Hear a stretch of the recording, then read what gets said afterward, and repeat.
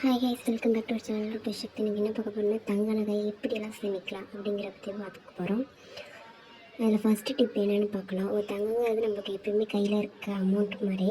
Amount இருந்தால் கண்டிப்பாக செலவாயிடும், நகையாக இருந்தால் அது கண்டிப்பாக செலவாகாது. அது என்னென்னு பார்க்கலாம் வாங்க. உங்கள்கிட்ட கையில் இருக்கிற பணத்தில் தங்க நகைக்குன்னு சிறிதளவு முடிச்சு வச்சுருங்க.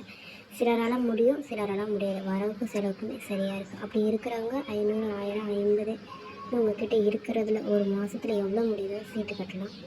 கையில் அமௌண்ட் இருக்கிறவங்க முடிஞ்ச அளவு அப்பயே எடுத்து வச்சுருங்க. அப்புறம் மாதம் உங்களால் முடிஞ்சது 1000, 2000, 5000, 10,000 எவ்வளோ இருக்கோ சீட்டு போட்டு எடுக்கலாம்.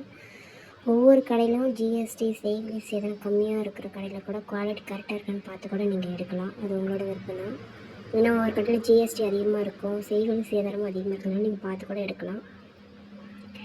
நெக்ஸ்ட்டு இன்றைக்கி இருக்கிற காலகட்டத்தில் ரிலேஷன், ஃப்ரெண்ட்ஸ் உதவுறாங்களோ இல்லையோ, கோல்டு கண்டிப்பாக நம்மளுக்கு உதவும். கண்டிப்பாக யார்ட்டாவது அவசரம்னு கேட்டால் உடனே அவங்களாலே ரெடி பண்ணி தர முடியாது.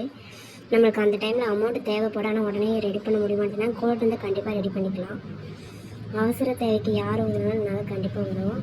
அப்புறம் விசேஷ வீட்டுக்கு கிஃப்டன் பண்ணுற திங்ஸு கோல்டாக செஞ்சிங்கன்னா கூட ரிட்டர்ன் உங்களுக்கு கோல்டாகவே திரும்ப கிடைக்கும். அக்ஷய திருதிக்கு தங்கம் இல்லைன்னா வெள்ளி எதனாவது வாங்கினா கூட தங்கம் உங்களுக்கு கண்டிப்பாக சேரும். நீங்கள் வேணால் ட்ரை பண்ணி பாருங்கள். உங்களால் ஒரு அக்ஷய திருதி கொஞ்சமாக 1 கிராம் வாங்கினா கூட அது உங்களோட சேவிங்ஸ் தான், கண்டிப்பாக உங்களுக்கு சேரும். அடுத்து கோல்டு நம்மக்கிட்ட கையில் இருக்கிற கடவுள் மாதிரி. ஏன் அப்படி சொல்கிறேன்னா,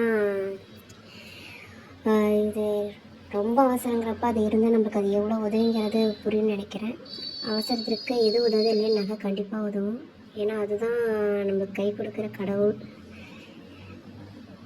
உங்களால் எவ்வளோ முடியுதோ அதை கண்டிப்பாக சேர்த்து வைங்க. கோல்டு நமக்கு பெஸ்ட் ஆப்பர்ச்சுனிட்டி.